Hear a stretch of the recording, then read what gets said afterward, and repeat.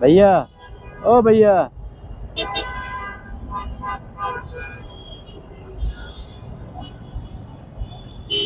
সুস্থ মানুষ কাজ করব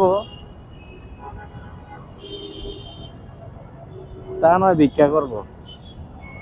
কি একটা অবস্থা ভাই! ওর মতন পোলা যদি ভিক্ষা করে তাহলে তো কাজ করবো কারা?